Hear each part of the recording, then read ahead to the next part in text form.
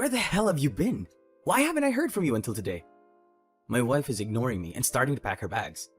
I said, "Hey, why are you packing?" I try to stop her, but she shakes my hand off. Don't do this. I'm moving out of this house. What? I'm divorcing you. What? Why now? My name is Matt, 27 years old, office worker.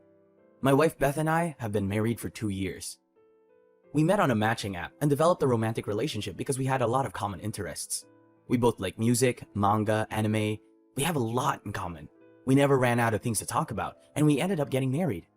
After that, we had a happy married life with no particular problems. And today is my wife's birthday. And since our wedding anniversary was coming up the day after tomorrow, we decided to celebrate it in a big way at home. We've been making plans for a long time because I had a job that required me to work on weekends. It was hard for me and my wife to have the same days off. Also, my wife works as a sales representative for a well-known company, so we had a lot of business entertainment and overtime at work. It was hard to make time to be together for a long time. Incidentally, we even held our wedding on a weekday, with only our relatives attending, taking these circumstances into consideration. So that's why it was pretty difficult to celebrate anniversaries and other occasions without making plans. Last year, we were so busy with work that we couldn't celebrate. So this time, I took a paid day off in advance to make it happen. I also reminded my wife to come home early today. My wife said shyly, "Okay," and went to work. I went to work as soon as I finished my work so I could get home earlier.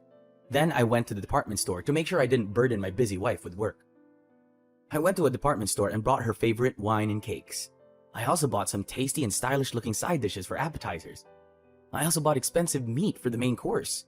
I was in a happy mood and called my wife on the line and asked if she had left the office by now. But after 10 or 20 minutes, I couldn't even get a red receipt on the line. I wonder if she put her phone in her bag or something. After a while, I waited for 30 minutes and still no read. Normally, it only takes about 30 minutes from her office to home, so maybe she's at work? Then, about an hour after I sent the line, I got a message back saying, "Sorry, I'm stuck at work."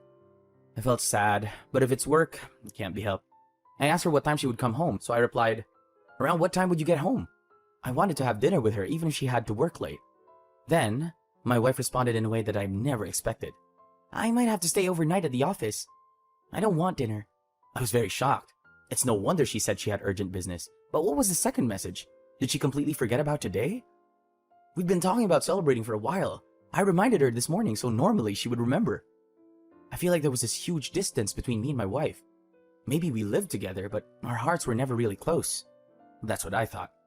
I was also a little bothered by my wife's statement that she had to take care of some urgent business, because the peak of her company's busy season was last month. From this month, the workload was supposed to be considerably less and easier. This is what my wife said to me last month when she was feeling like she was about to give up. "It's tough every day, but if I can make it through this month." Well, I guess she didn't expect it because it was an emergency. There was no point in blaming her. I forced myself to eat only the side dishes that I had to eat by the end of the day. I put the meat in the fridge to chill and thought I would eat it with my wife tomorrow or the day after. But the next day, when I came home from work, my wife didn't come home. I sent her a text message, but she didn't read it, and all her phone calls went unanswered. I was a little worried. I wondered how she was doing. I called her office the next morning. When I told them that my wife had not come home from work, I got a surprising answer. To my surprise, she resigned from her job as of the day before yesterday. I couldn't believe my ears. My wife quit her job? I didn't understand what he said. Of course, the company didn't tell me any more than that. I was shocked, and at the same time, I took a leave of absence to find out what the hell was going on. First of all, it's crazy that I couldn't reach my wife. She might be involved in some kind of incident. I tried to call my wife's parents, then the front door opened. "Beth! What? Why are you here? I thought you weren't working today." What? My wife was not in any kind of trouble. Rather, she reacted as if running to me was the trouble. "Where the hell have you been? Why haven't I heard from you?" When I questioned her, she went to her room, like I was a pain in the ass. "Hey, answer me!" She ignores me and starts packing her stuff. I said, "Hey, why are you packing?" I try to stop her, but she shakes my hand off. "I'm moving out of this house." "What?" "I'm divorcing you." "What? Why now?" "It's not out of the blue. I've been thinking about it for a long time. When are you going to start your own business?" "Well, I still have a lot of work to do with the company." "You see, that's the thing. You should have told me when you married me. You told me I could go out on my own when the time was right." That's just lip service to what you're saying. A good husband would let me realize that and let me go out on my own as soon as possible. What's that supposed to mean? I don't get it. Besides, you often don't help me with the housework. That's because I'm busy with my work too. On my days off or when I come home early. I help you with the laundry and cooking before you come home. Yes, it's all my fault, isn't it? You can just blame others like that. What's with that tone of voice? Anyway, I can't stay married to you anymore. I'll do whatever it takes to get a divorce. I'm not stupid enough to stay with you. All right, I don't want you in my life. Yeah, that's good.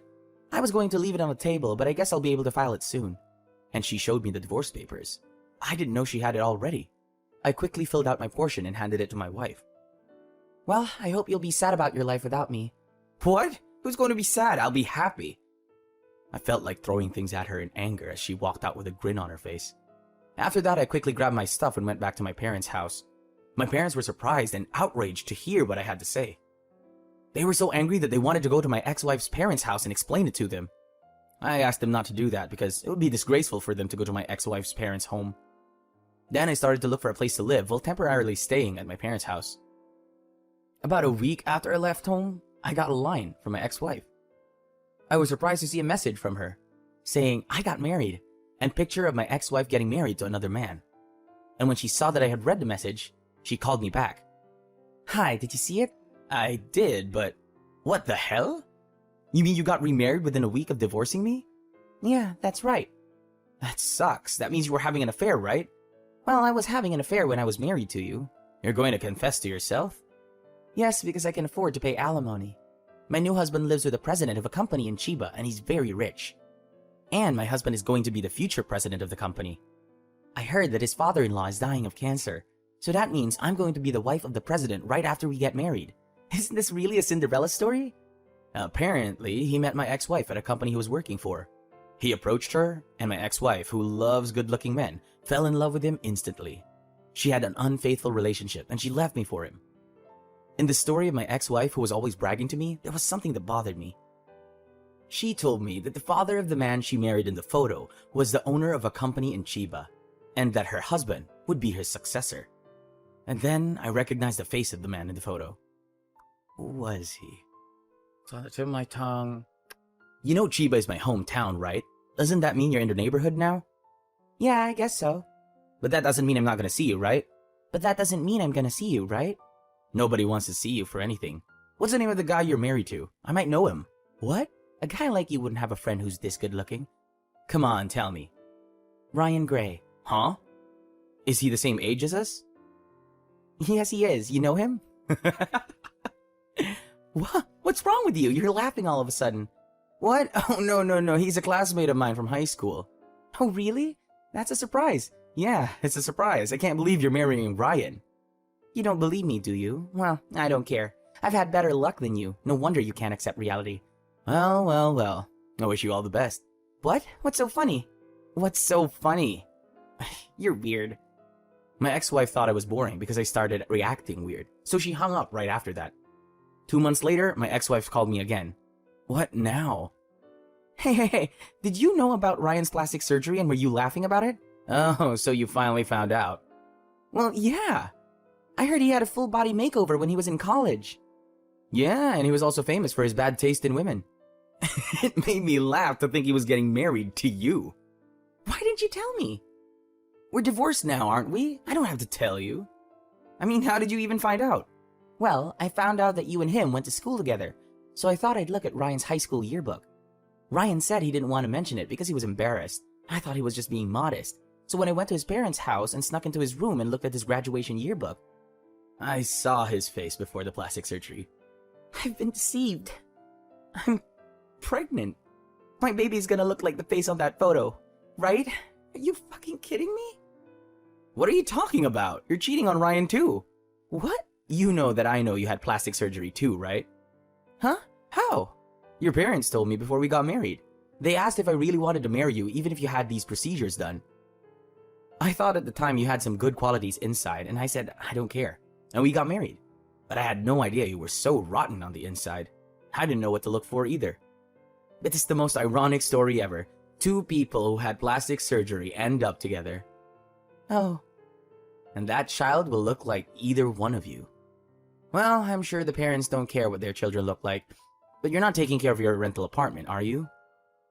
What? Rented apartment? The apartment we used to live in. What? Isn't that where you live now? What are you talking about? I already moved out. and I was at home when you called the other day. I asked you if you lived nearby. Well, do you have any furniture or appliances? Well, you've lived in that house since you were bachelors, and then we got married and moved in together. Most of the furniture and appliances are yours, so you'll have to get rid of everything that's left. Either no one lived there or 2 months of rent is going to you. Oh no. Well, good luck with all that. With that, I hung up the phone and I blocked all incoming calls. My ex-wife had been going through a lot this time, but this was just the beginning. Of course, the baby that was born looked nothing like either my ex-wife or Ryan, so my ex-wife felt awkward about that one. Then, Ryan's father died and he took over the company. The company was on the verge of bankruptcy and Ryan had to close the company with a lot of debts. And to pay off the debt, my ex-wife became a cabaret girl while Ryan became a host. Ryan worked as a host till he's exhausted. While working as a host till late night, he's tired every day to pay off his debts and raise his children. My ex-wife had already inherited Ryan's father's property, even if she wanted to divorce him. All the debts would come with the divorce. Well, I'm sorry to hear that. If she hadn't committed adultery, it wouldn't have happened. Meanwhile, I'm living in a single-person's apartment near my office, living a comfortable and peaceful life. I'm going to put aside my love life for the time being and concentrate on my work to prepare for independence.